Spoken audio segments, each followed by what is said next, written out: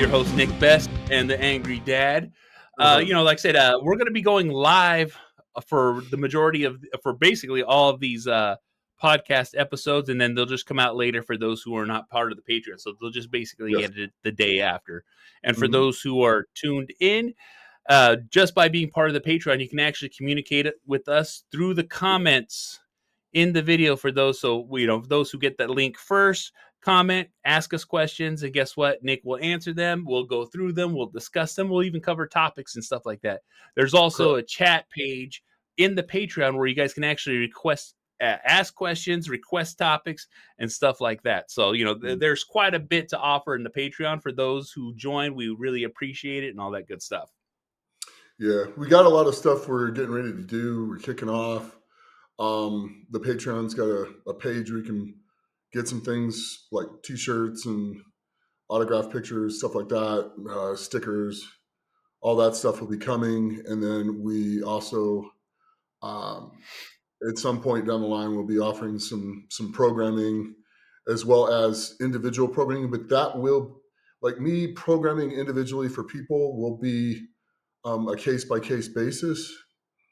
And it will be very sports specific for that person. Exactly. So there won't be very many of those. We're probably only going to open 5 to start with. So the first 5 will get in, and after that, we'll just have a waiting list. But exactly, and on that waiting list too, it'll always be first come, first serve, and for those who can take. You know what I'm saying? So yeah, and eventually we'll increase that probably to 10, and then we'll see how that goes on how my time goes, because I don't want to overcommit to people. I want to give people, I want to teach them. I don't just want to like program you and stuff like that. I want to teach you that way. I want to teach you not to need me. That's it. What I want to teach you. I want to teach you a lot of the stuff I know, my philosophies on things, how I do things, and why I do things to a certain degree, and why it's been effective for me over all these years. And why I've been able to last as long as I have in two different strength sports, and like high school, junior midget, high school, and college football. So I made it all the way through all that as well, on top of the powerlifting and on top of the strongman. So and that's exactly it. Like that, you have a wealth of knowledge that people can literally learn from. You know what I'm saying? This is something that literally needs to be put into a book. You know what I'm saying? If your philosophies, your teachings, you know what I'm saying, how long for the reasons you've lasted this long, and the techniques and the lessons and just the skill that you've honed over the years, because that's what a lot of people want to know. Like, not very many people have a long career like you have had, even though you started late in the game. You know what I'm saying? Technically, I started late in the game. Yeah. But technically, I started powerlifting and competing in powerlifting in 1985. Yep. So and then I started playing football. Geez, probably 1980 maybe. Here we go. Back that far. So maybe even probably 1980ish, maybe 79. That's so it. Back then. So it's been doing it a while, and you learn a lot of things in those years on how to heal and how to keep your body together. And I learned a lot of stuff from heavy duty. I learned a lot of stuff later, conjugate stuff from like some of the West 5 philosophies. But the philosophies not necessarily. There's some of the exercises, not all the exercises, but some of the philosophies work very well. They're just, in my opinion, and you can take it how you want, they're too much. You got to spread it out a little bit. Instead of going like a heavy day and a light day or a speed day, during that week, it'd be a heavy week and a speed week, and then I add in a kind of like a central nervous system week, because we want to train your central nervous system to keep functioning even though you've blown it out. So we'll do stuff like straight in where you you go into something crazy like maybe like when I was at my best, 1,100-pound block pulls for a set of 10, and then go through the whole rest of your workout after completely blowing out your central nervous system. You learn how to function that way and still get the most out of it. So those are kind of differences between that and the West Side stuff that I do. But I didn't know about the West Side stuff till much later, and then realized I was doing a lot of it. And Well, just and changing. that's the thing. James had talked to you about it. So Yeah, he was saying that Nick's been doing conjugate without knowing what conjugate was, for and like I said, decades. for decades. You know what I'm saying? But it lets you know that, like, great minds think alike, but Right. also Yeah. too, great minds pave their own path, and that's exactly what you did with the style of training you do. Because like I said, I'm Yeah. always with you for a lot of the stuff that you're doing and Hmm. watching, and it's just like, like it even influenced a lot of the way that I train now, even for myself, because like I do things a Good. specific way now. Because now, guess what? Hey, if it's doing things for you, it'll do things for me, and that's one of those Sure. things that when you could pass the knowledge on. Because like even at this point in your career, that's the one thing that people should be doing. You know what I'm saying? Is Hmm. like, for those who are willing to listen. Yeah. You know what I'm saying? That you can get valuable information. You know what I'm saying? Yeah. Yeah, for sure.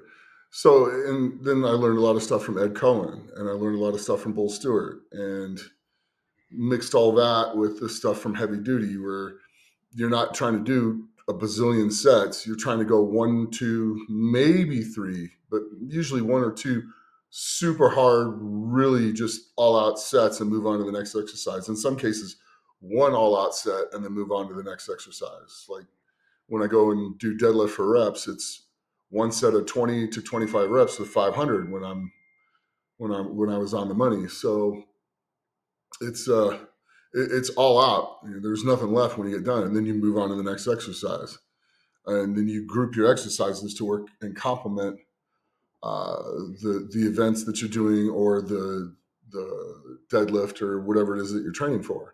You find assistant exercises to benefit all of those things, and you train things in very different ways than you would as if you're a bodybuilder.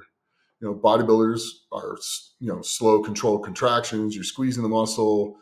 You're trying to cause hypertrophy. I don't want to. You're going to get bigger anyway.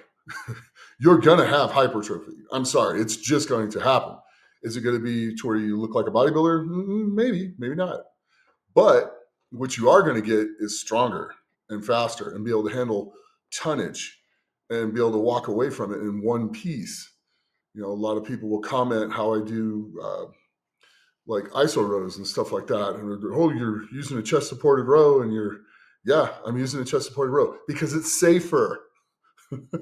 And I'm working speed with super heavy weights. That way, when I rip a sandbag off the ground, or I rip a stone off the ground, or I pick a keg up off the ground, I'm used to picking it up fast and just hauling tail with it, because you get paid by winning, by going faster than other people in strongman.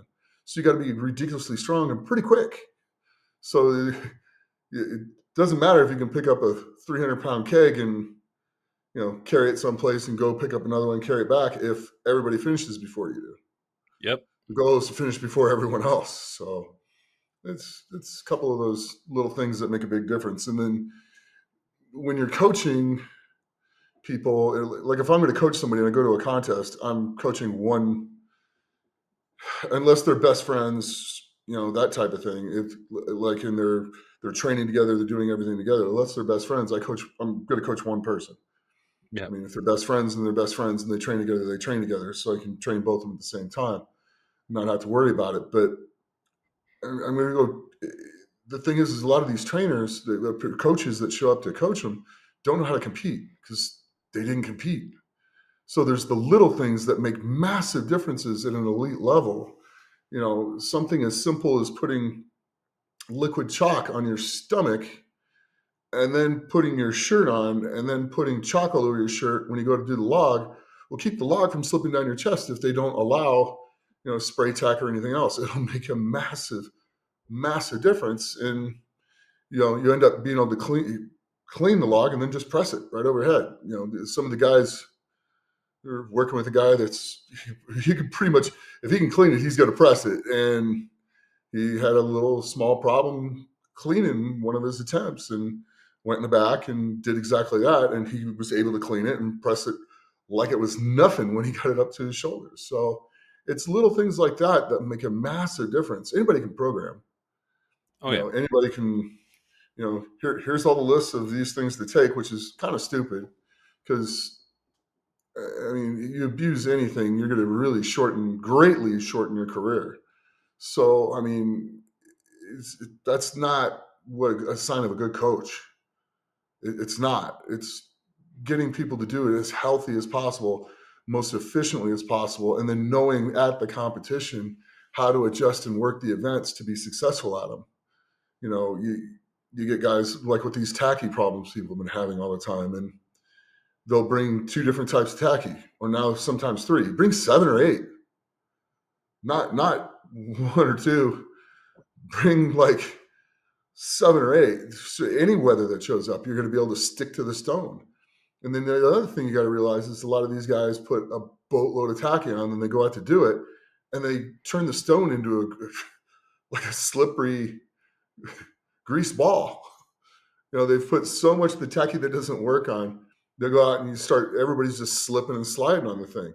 Well, you can do one of two options. Go put good tacky on and go do the lighter stone and get a rep in, and then go pie the greased one and go to the heavier one and put good tacky on it again. Take your time and get one and beat everybody that just messed up the greased stone. It's just simple stuff, but it's things that really need to be looked at. And even if they come out and they like do stuff or they'll spray a stone or they'll clean it or whatever, you get to mess with it before you go. So make sure it's right. Make sure you're sticking to the stone before you go. Make sure they have it right. Make sure Stop you them. retack They're it. like, no, wait a minute. You just sprayed this and now this is slippery. You need to fix this before we start. Yep. You need to fix this, and take your time and just sit there and wait for him to fix it. Don't be rushed. Yeah, don't feel pressured. Don't feel pressure. Just have him fix it, because that's the difference between you scoring, 14 points and you scoring 3 or getting a 0. And that's a big deal. That's a really, really big deal. So it's little things like that will make a very big difference piled up over at events, and that'll be the difference between first and fourth place.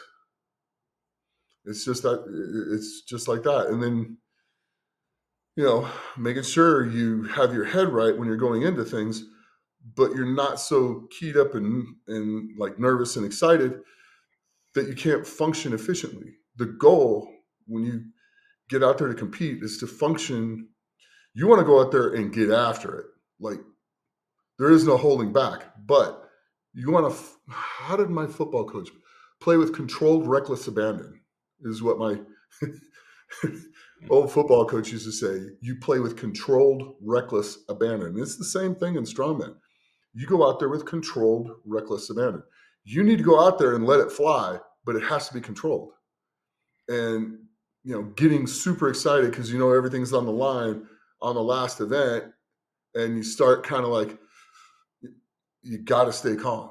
You got to stay focused. And if you stay focused on what you got to do and you envision in your head before you go 3 or 4 times what each thing's going to look like as you're picking up something and flying down and dropping it and walking over to the next event as quickly as you can, and then just bouncing and going up to the next and the next and the next, you're going to be fine. You're going to be fine. You just focus on each individual piece of that you got to go through, and you'll get through it, and you'll get through it quick. Yeah. Smooth is fast. Very fast. Smooth is fast. You watch Hooper do things. When he picks up a yoke, he's smooth.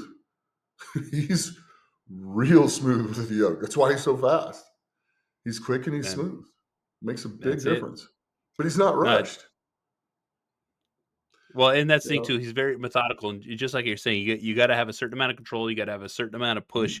You got to have a certain amount of willingness to just lay it on the line when it's ready to lay it on the line. That's one of those things too that you see, because people do go all out, but sometimes they go too far. Big time. There's a lot of people that do that. like, and you don't want to go too far. What you want to do is go right up to the edge. You want to run the knife's edge, Yeah. and just err on the side of, um, just err on the side of not quite going over the edge. Err on the safe side, just a little bit. And at the end of the day, that's going to make that'll make the difference. If you lose a quarter of a second, that's fine. Maybe gaining a second and a quarter, and yet if you mess it up, you're going to lose 4 or 5 seconds. Isn't worth it. So it's finding that balancing line and knowing what you're going after as you're going, and having your head right and rehearsing it in your head, visualizing what you're about to do, and going in with an attitude like, I'm doing this, and I'm going to do this with focus. I'm going to go with controlled, reckless abandon. I'm not going to lose my mind. I'm going to focus like a laser beam instead of a shotgun. You'll see a lot of people come into things and they get so fired up and so excited and everything else. It's like a shotgun blast going off, and the energy goes everywhere. We want to control it to be like almost like a laser beam, or to be like a 50 cal going off, just strong and hard and going straight as fast as you can go. Go, all that energy is going into one focal point. That's how you want to get your head before you go do these events, whether it's the yoke, it's the deadlift, whatever. You don't want your energy going all over the place. You want to go in directly into what you're about to do, and that's it. That's the only place your energy goes. Your thoughts, you clear your mind, you don't think, you just execute. That's another thing. Don't think, execute. Execute what you did in training. Execute your practice. Execute the game changes that you have to come up with. You have to be able to adjust things on the fly when you do sports like strongman, or pretty much any sport. Football, guy, how many offensive linemen, they come in with a blitz and you got to adjust to that blitz? How many times does that happen? Every freaking game. So it's being able to adjust on the fly and still being able to put all your force going in one direction. How you do that? By not panicking and focusing on what you're doing. It's almost So like a style of meditation. You know what I'm saying? yes, You're just, exactly. you put yourself in that position, that mindset, almost that flow state that, Yeah. all athletes talk about. But with strongman, it's like a whole other aspect, because you know what I'm saying? It's you and Powerlifting only too. you. Yeah, Yeah. powerlifting too. I mean, you step out the squat bar, it's on your back, and you got to focus on what you're doing, and you got to get to where you got to be, and then you explode out of the hole. You control it on the way down, and then explode out of the hole. You don't want to waste a whole bunch of energy. A lot of guys will go down like super fast. There's people that can get away with that. I'm not one of them. But there are people who can get with that. I've always been one where I kind of think about it like loading a spring. I go down nice and controlled, nice and easy, just keep tightening it up, get in there. And then as soon as I get where I got to be, it just explode out of the hole, and yet put the brakes on towards the top so you don't lose your balance at the top of the squat. So it's just playing with controlled, reckless abandon that makes a big, big difference. Oh yeah, and going through just that whole talk, you know what I'm saying? It's letting you know, like, how much it actually takes to push yourself Hmm. to that level. You know what I'm saying? And that's Yeah. the thing too, is like, one of the aspects that you even see too is like, with the strongest man on earth, Tom, Mhm. basically, yeah, I don't remember exactly what it was, but I remember us kind of talking about, we maybe blew a blood vessel in his bicep or his tricep, Yeah, both. and yeah, His arm. Let's just yeah, say in his arm, his because the arm. whole thing was black and blue. Exactly. And with it being black and blue, it's like, do you keep pushing forward knowing that you have this injury, or it doesn't hurt, it's only changing color? What do you know? And Mhm. it's one of those things that, do you keep pushing forward? Do you keep going? Because I know how many times you said, like, when you're at world's strongest man and you've competed and you've hurt yourself, you need to still go out there. You know what Oh I'm yeah, saying? It's one of those things. It it's the still Super Bowl. cements You you in there. got it's the Super Bowl. You got to go out and just let it fly. I mean, you never know when you're going to get back there again. It's the same thing with the TV show when we did that. I skipped Worlds that year. I skipped trying to qualify. I skipped everything. I just focused on trying to have my body prepared for that show and the events that were coming up the Yeah. next week. And it was worth it to me because that's always there now. Everybody will be able to watch that. I'll be 90 years old and people will still be able to watch it. It's never going to change. So it's kind of one of those things where if you get a chance to go to Worlds, you go to Worlds. Yep. I've seen guys like get a small injury or, oh, this is kind of bothering me. And, they're like, well, and they pull out. And it's like, but you've never even competed in World's Strongest Man yet. You're qualified. You're here. You got on a Yeah. plane and came. If you don't go do the contest, history will not show you as a World's Strongest Man competitor. Yep. You're a strongman competitor, but not a World's Strongest Man competitor. It's the same for any show. The Strongest Man on Earth, the Road Classic, the Arnold. It's the same thing. It's game day. You go out and do it. Yep. Period. As best you can. You don't want to get hurt any worse. So get with your doctor and figure that out. But if you're there and you got a sore bicep that may be partially torn and you can't hurt it any worse, history is going to show you you're a World's Strongest Man competitor. Yep.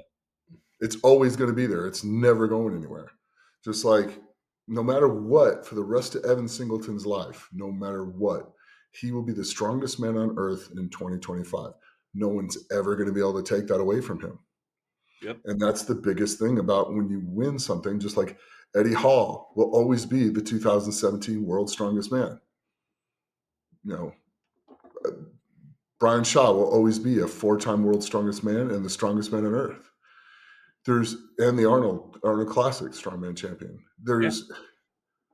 Once you get it, nobody can ever take it away. So if you have an opportunity to get there and show that you were a World's Strongest Man, only 30 guys get to do that a year. I think it's down to 25 now. Yeah. That's it. I'm a whole entire planet. Out of the 8 billion people that are walking around, 25 earn the right to go in there and do that. You'll always, if you have an opportunity to be part of history, you always take that. Always Take that. So Always. Yeah. See, and like I said, I've heard you say it numerous times because you've had conversations with people and they let it slip through the fingers and it's like, oh, you know what I'm saying? It's like, yeah. but that's the name of the game, and also too that comes with the experience that you have because Well, that one, and the craziest thing is that was from Magnus for Magnuson.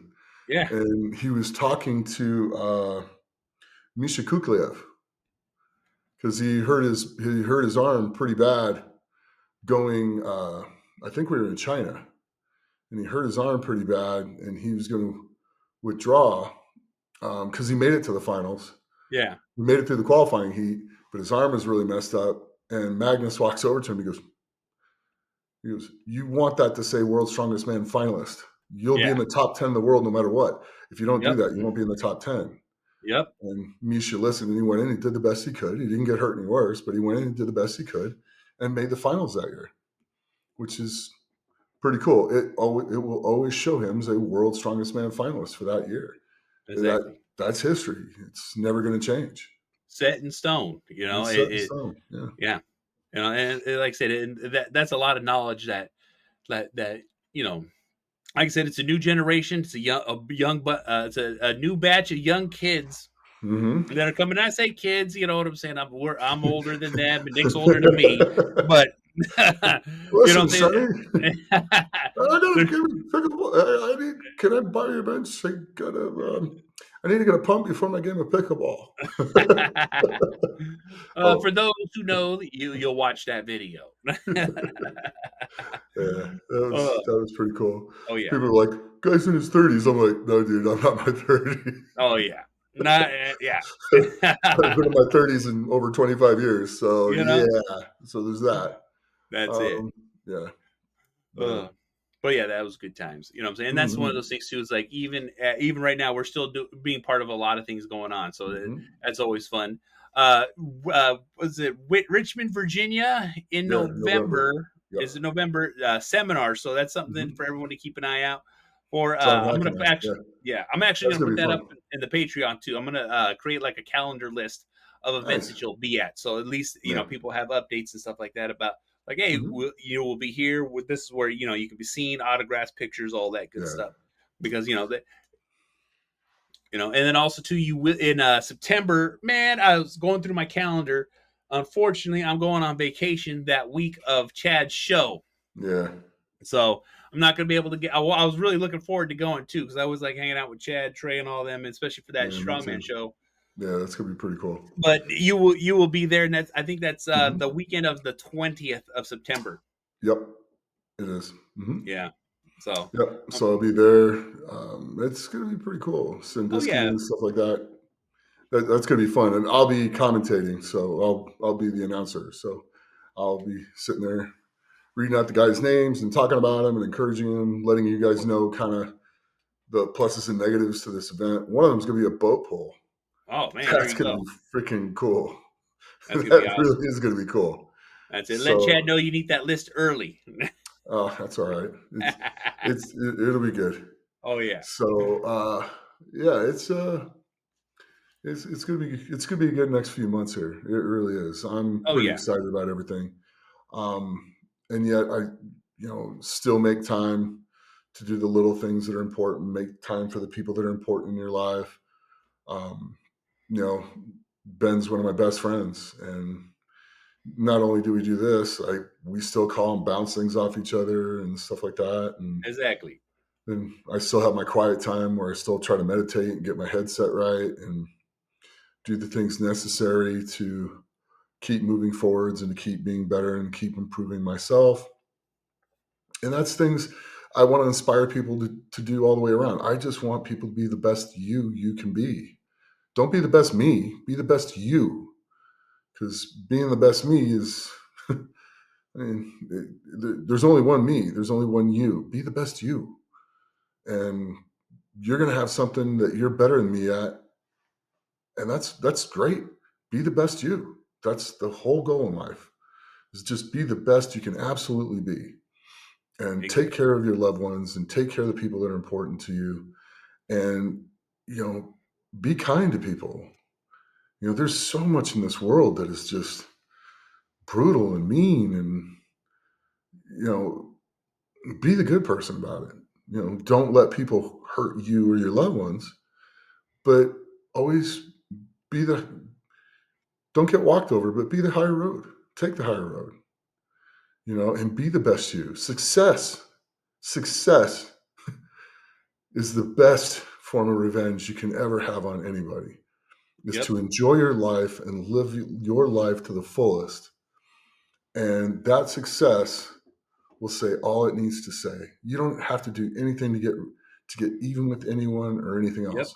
Just live your life and be successful. And that'll carry everything through everywhere that'll say far more than your words could ever say. And that's true. Your actions at the end of the day will always speak more than your words and things that you say. And that's so, be a person of action, have good Exactly. actions, Follow you through know, with what you say. follow, You know what follow I'm through saying? with follow through with what you say and be a man of your word. But it's the actions that actually speak louder than the words do. Hmm. So, yeah, so we got that. Oh yeah. Oh yeah. Yeah. You know and even with that too, it's like say you've had so many things going on in life right now, you're getting pulled Mhm. in every direction, and Yeah. yet you It's still wonderful. main yeah and that's the thing too, is like you're still maintaining your nutrition, you're still maintaining your training, and like I said, it's a cornerstone of who you are. And Hmm. that's the thing too, is a lot of people don't understand what that cornerstone is in their life. You know what I'm saying? Something that they can Right. lean on themselves, that is Hmm. there for them. Everyone has different hobbies, everyone has different Yeah. actions. But you know what I'm saying? It's like just understanding just the core foundation of believing in yourself and doing what you want with your life. Hmm. Yeah. And if you want more from your life, it's not someone else's fault that you're not doing something. It's yours. If your life is bad, change it. It's not going to be something that's instant and overnight. It's not just going to happen like that. It can, but those people are the one in like 200 million. It's very rare. But the slow, methodical changes that lead you to a better place over time, those anyone can do. And those are going to be the ones that last and get you to where you need to be. So if your life's not going well, sit down and think of how you can make it better. If you don't have a good job and you're living in a bad place, okay, cool. What are you willing to sacrifice to do better? Are you willing to sacrifice free time so that you can go to a job, work enough to keep a roof over your head, and then go study at like a trade? Go learn how to weld. You don't have anybody can weld. Men, women, anyone can weld. It's a very needed skill right now. Go learn how to weld. Yeah. Go learn how to be a plumber. The trades now, you can go, be an apprentice. There's things that you can do, and it's going to require some sacrifice. Me getting big and strong didn't happen overnight. I didn't even get like a Mhm. lot of acclaim or anything else for it until I was about 35 years into it. Let that sink in. I mean, I'd already done a whole bunch of things. I'd already done World's Strongest Man. I'd already, like several times at that point, I'd already Yep. won Masters World's Strongest Man, World Powerlifting Champion. But all the things finally started paying off at like 35 years in. But it was what I loved to do. And it was good habits and good things. And you know what? Now I get to do what I love every single day. You can do that too. Anyone else can do that. Anybody can do that. And Exactly. find something you like to do. So find something you love to do and try to figure out a way to make a living at it. And if you're in a bad situation, figure out a good way out of it. What are you willing to sacrifice? Because the easy road is doing something, the easy road in the end really isn't going to be that rewarding, to be quite honest with you. It's not. I mean, you get people out there that they'll find quick get rich quick schemes and stuff like that, that somebody messes somebody over, then there's all the bad karma from that. There's all kinds of things. But if you go and work one job and then go learn another one that's going to pay you a lot more money when you get out of it, you spend 5 years of your life doing that, just five. The whole entire rest of your life, the other 60 years of your life will be 1,000 times better. And that at the end of the day is what matters. You can better Yep. take care of your loved ones.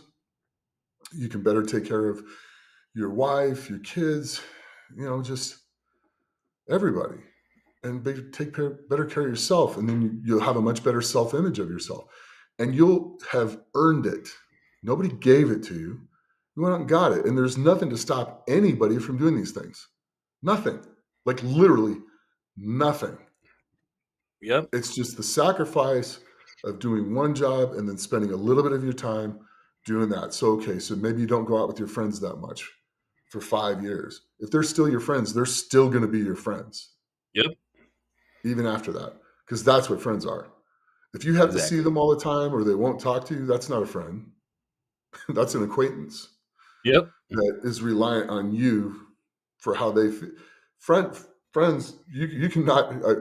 A friend, I got friends. There's a guy named Kenny Adjo. I don't talk to him nearly as much as I should. And Anthony Bach. These Mhm. guys I've known 30, 40 years. And I can call them on the phone at any given time. And it's like I just talked to them yesterday. The same feeling, the same everything when I talk to those guys are friends. If I need them, they call, they'll be there. Same. If they need me, all they have to do is call. I'll Yep. drop what I'm doing, go help them. Ben can call me and say, "Hey, I need this. I'm going to be there in like Yeah. 2 seconds." Exactly. You Same know, here. right? But if I need to go do something to be successful at something, and I'm too busy to talk to them for a while, they don't get upset. They Yeah. don't turn their back on me because all of a sudden I'm busy trying to better myself and it's not the direction they're going in. They don't do that. Yep. That's what a friend is. It's That's the truth. It's good stuff. It And is good stuff. sacrificing your time to better yourself from a bad situation and will make all the difference in your life. And if you're a single parent, you're going through that. I mean, I was a single parent with my son Dylan for 6 years, and I started working in the beer business. I went from merchandiser to salesman to company trainer to supervisor within a very short time, like 3 years. And then I was a supervisor for one company for 10 years and at the other one for 4. So it's, and I went out and worked my tail off and I did that and I sacrificed and I still trained. I still got things like done I needed to. I still spent time with Dylan, but I Mhm. sacrificed hanging out with a lot of my friends and a lot of other people, and it paid off. So it's something that everyone can do. You just have to be determined enough to do it, and you have to want to do it bad enough. Yes. That's that's the thing. Look at the person in the mirror, because that person in the mirror is the only person that can save you. That person in the mirror can either be the cause of all your problems or the savior of all your problems. It's that simple. You don't have to rely on anyone else to do that. It's just deciding what you want to be and doing that at the end of the day. Because in this day and age, everybody has the ability to do anything. You just got to want to go do it. That's all. And if you start a little behind somebody else, who cares? Yep. Who cares where you start? My first bench press was 95 pounds. My best bench press ever was 635. Didn't matter where I started, it mattered where I got to. My best bench press in a competition was 567. So it doesn't matter where you started, it matters where you go. It doesn't matter if it takes you 20 years to get there, because once you get there, you got to stay there till you don't want to be there anymore, till you decide Yep. you want to do something else. And then it's up to you. You get to pick and choose what you want to do. And that's pretty cool. And that's the freedom that it brings. And that's the big thing. That's having the freedom to enjoy your life. I'm not interested in being a millionaire. If I get to be a millionaire, great. I'm interested in being able to do what I want to do in life and go to the places I want to go and hang out with the people I want to hang out with, like that guy, and enjoy life. If my kids are healthy, and they are, my kids are well educated, and they are, they're both being they're both enjoying their lives and being successful. When you have kids, you raise them. You should raise better people than you were. And you have, because your Yeah, kids are yeah, great. You know what I'm saying? yeah. And Callie helped a lot with that too. Mhm. So, and so did Rayanne. So, I mean, Mhm. but it starts with you, and you're the role model for them. And do you want them to be that way, or do you want them to be better than you? If you want them to be better than you, then you should. Then you sacrifice for them and you teach them. Doesn't mean you cater to every whim they need. They Yeah. cry, "Oh, I don't have this stereo." Well, guess what? Exactly. you know, there's a difference between enabling and Mhm. teaching and discipline. So, I mean, you don't want to be such a disciplinarian that you know you make them feel bad about themselves. But they have to have steady and gentle discipline. They have to have boundaries, Yeah. and you set those boundaries. And if they go past the boundaries, they learn repercussions. That's how when they become adults and they disobey the law, that's how they don't get arrested. Yes. Functional kids of society. You know what I'm saying? You know, just ask Tyreek Hill.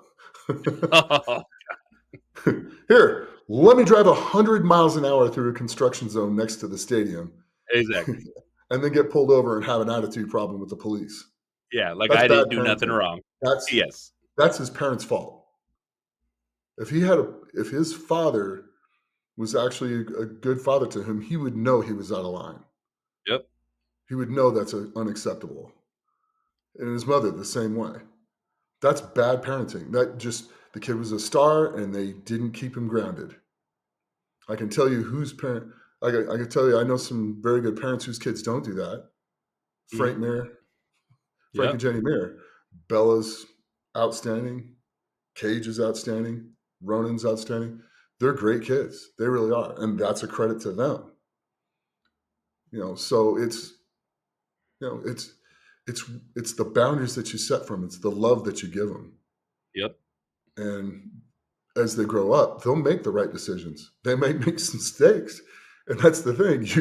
You'd be like, okay, well, we did this that way, that didn't work, and this is why I tell you. So let's not do that anymore, okay?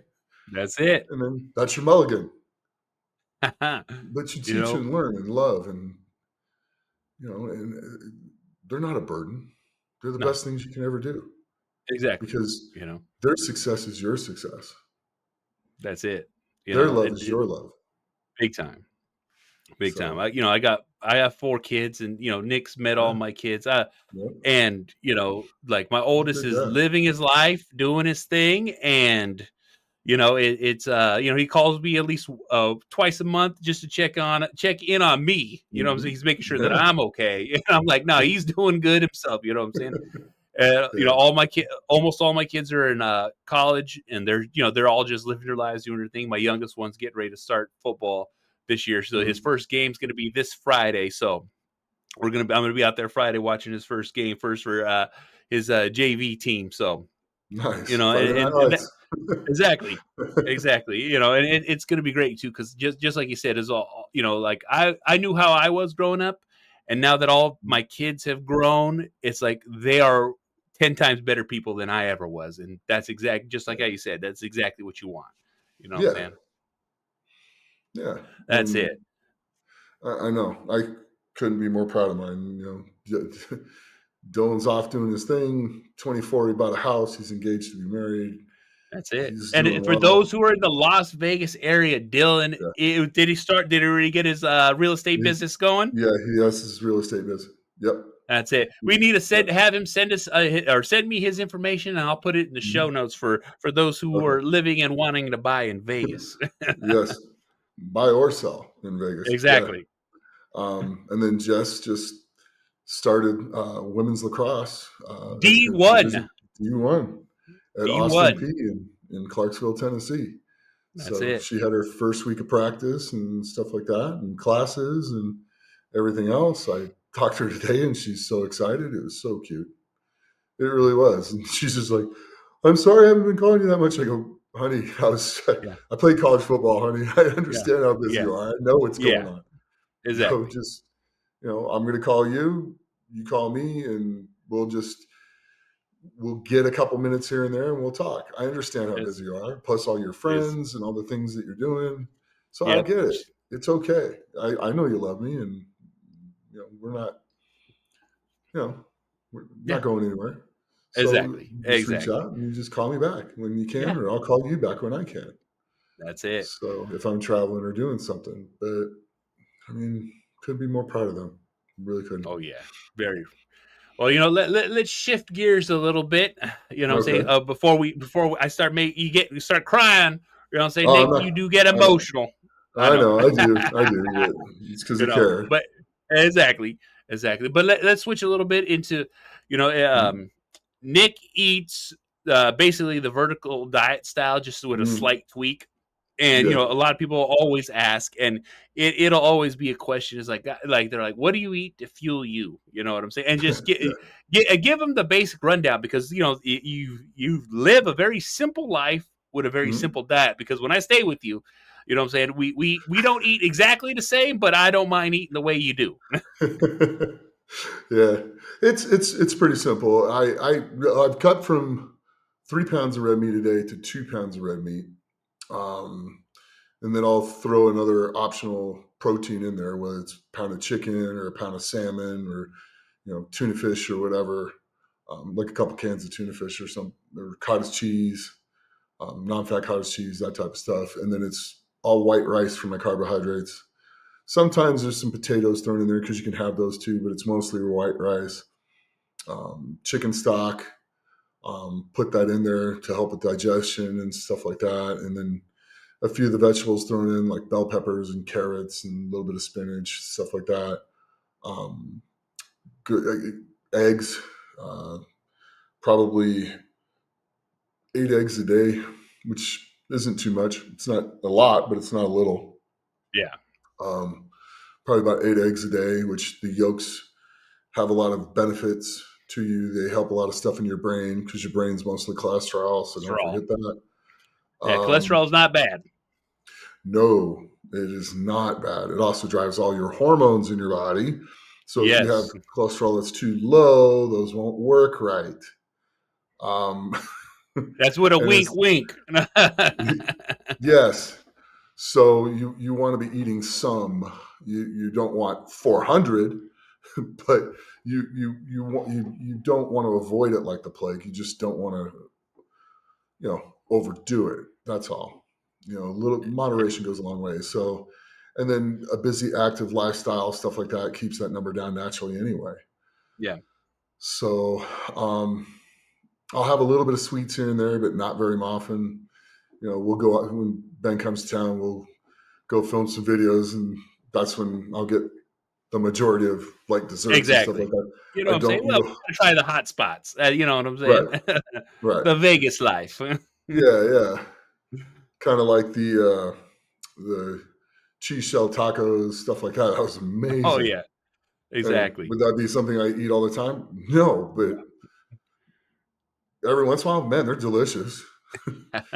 It's a nice cheat thing to maybe eat like once a month or something, but that's not something I'm going to go there and eat all the time.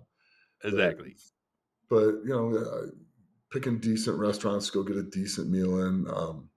Like going to hibachi grills and stuff like that, where they make the rice and they mix eggs in with the rice and stuff, and steak and chicken, and if you like the shrimp and stuff, throw that in Yeah. too.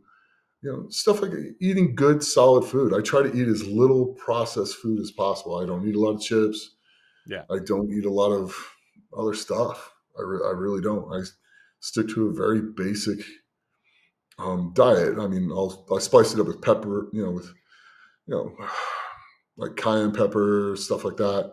Oh I'll yeah, throw actual different seasoning. flavors in, seasoning, like flavors, stuff like that. But it's not bland food. It's just, and I'll make it a little different every day.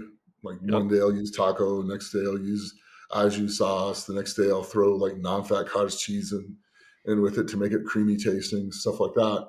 There's so many different variations that you can do, and yet you still eat food that's like really solidly good for you. It's Yeah. not And processed. Your body assimilates it way better, and you feel better. You you know, feel and way better. And what he's talking about, people, is whole food. You know what I'm saying? Yes. People have a misconception of what whole food means. There's like, I got to shop at Whole Foods the store. There's like, No. no, Whole Foods are single ingredient items. And with those single ingredient items, we're talking about beef, chicken, rice. You know what I'm saying? Like if it has a laundry list of ingredients to make it, then unfortunately that's a whole food. And then, you can also combine whole That's not a foods whole food. together. Yeah. Yeah, exactly.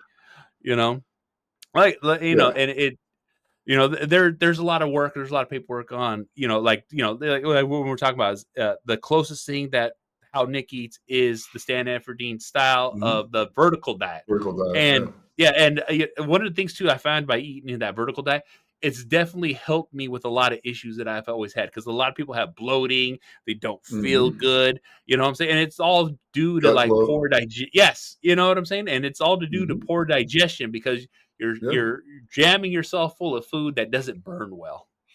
Yeah. Exactly. And I mean, there's things that you do to gain weight when you want to gain weight. There's things that you do to lose weight. Like losing weight, it's pretty simple. Just eat a little bit less and keep doing all the things that you're doing now. You're Yep, gonna lose weight. It's not exactly, rocket science. Just cut down. Like start by cutting down 100 calories a day, then 200 calories a day, then maybe three. And by the time you get to 300 and 400 calories a day that you've cut down, you should be dropping significant amounts of weight. And then exactly. you'll hit And a plateau, and then you ride the plateau out. That's You it. don't And yeah. go ahead. Oh no, I was saying is like when we had left Strongest Man on Earth, I had told you that I was going to drop down myself Mm-hmm. because I'm on my weight loss journey. You know, due to health issues, I really need to come down in the weight, and I usually love to stay in the 300-pound range. And when I mean say 300 plus, you know what I'm saying? I'm not the biggest guy, but I'm a pretty tall guy. But I mean, 6'5". like yeah. And when I had Taller talked than to me. Nick last, yeah, when I had talked to Nick, I was down to 317 at World. So this is about almost 2 weeks now. I was down 317 when I saw you. Now, when I weighed myself yesterday, 311. So I was telling you, I Good. was wanting to get down to about 10 more Yeah. pounds.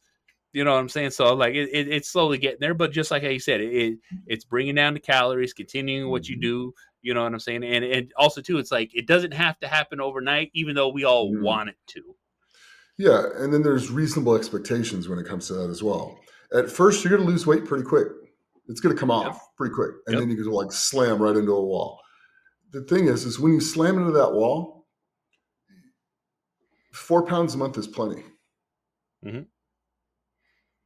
because 12 months go by, that's 48 pounds. That's a lot. Yep. And if it took you a long time to get that big, losing weight at a slower rate is a good thing. Your body will adapt to it. Your skin adapts to it. Things adapt to it a little bit better, and it ends up being a lot less taxing on your body. Fast, super fast weight loss over short periods of time cause a lot of problems too. You know, internally, it can cause heart problems. There's a lot of stuff it can do if you're pushing that hard and losing weight that fast because it's going to be a traumatic experience for your body. But Yep. slow and methodical, 3 to 4 pounds a month once you've had an initial good 30, 40 pound weight loss, even 2 pounds a month, you're going to be 24 pounds lighter. You do that Yep. 3 years in a row, you're going to be 72 pounds lighter. That's a whole different person right there. Yes. It's the slow and methodical stuff. It's building things over time. When we get in a rush and we try to build too fast or shrink too fast, there's always going to be consequences to pay. And there's always problems that come with that. So, but if you do it slowly and methodically, you have almost no problems. It's just nice and easy. And you pay attention to the things and you live discipline and you do those same things every day with the same enthusiasm as you did the first day you did it. And as Yep. long as you keep doing that, you're going to be successful. But when you go, oh, we're doing this again, go in it with a good attitude Yeah. every day. Just get up and have a good attitude when you get after it. You don't have to be bouncing off the walls. Yeah. Yay! No, no. Yeah. A good attitude is just you come in with a positive mindset and you're like, okay, here's what I'm doing. And just go about your stuff. It's Yep. just not, it's just not being, down in the dumps and Yeah. upset about it all the time. So that's all. You don't have to be like, yay, yeah. No, Yeah. the Yeah. highs and lows, this Yeah. is not good. Yeah. That is not good. This Is over much better. time is what's good. So just smooth, smooth is fast, There it is. smooth it under control. And then you build a little bit at a time. It's same with anything in strength gains. If you put 100 pounds on your total in powerlifting a year, 100 pounds on your total a year. So say you're totaling 900 pounds. If you put 100 pounds on your total a year for 10 years, that's 1,000 pounds. That's a lot. That gets you up to a 1,900-pound total. That's Yep. world class. That's world class. You do that 2 or 3 more years, you're elite world class, and you're probably world champion at that point. That's it. Yeah, That's it. and it's just slow and methodical over time, doing the same things and being disciplined about it, and being Mhm. disciplined about your eating, being disciplined about what you put in your body, and how you spend your time and stuff like that. And sacrificing things doesn't mean it's not a good thing, because the sacrifice leads to, I mean, I've got to travel the whole entire planet because of this. That's not a sacrifice to me. Yep. I still got to spend a lot of time with my kids. I still got to do a lot of things. That's not sacrificing. You know, I just decided it was more important to be doing the things I need to do to get me to be able to travel the world and compete in strongman and do those things than it was to be out in a bar drinking or be out in a club, be in Yep. a VIP area. Yeah, and dropping or watching fools drop, $20, $30, $40,000 on bottle service and a VIP table. Yeah. When that's stuff you could put it into a house or just your life to make your life easier, your kids' lives easier, stuff like that, instead of looking like a big shot. You're gonna be a big shot anyway. Yep. That's the thing. Don't worry about if you're doing what you're supposed to do, you won't have to worry about the impression that you give off. It will just be there and it'll get the attention it deserves. It just takes a little Bet it while. will. Then once you get it, you'll always have it. And And you that's hear kind of that? like, yeah. And that's kind of the thing about life. I mean, it's a good life, but always try to improve, always try to move forwards. You're going to have things that set you back. It's life. It is. Doesn't mean you stop. All it does is mean you recalibrate where you are, and then you find your new best you, and you can try continually every day try to be better than that for the next day. That's it. It's just about being the best you at the end of the day. That's it. And with everyone listening, thank you guys for tuning in. I appreciate it. Nick, take us out of here. Well, as always, please like, share, and subscribe. Check out the Patreon, check out the stuff we got coming. And I appreciate you and love you and can't thank you enough for your support. And as always, train hard, train smart, and be the best you can be. And Ben, thank you for doing this. I love you to death, brother. I love you too, brother. That's why we do this, because we have a good time and we have a lot of fun. Mm-hmm. Oh, yeah. Yep. All right. We'll see you guys on the next one. Yeah. Where we'll talk about Raja.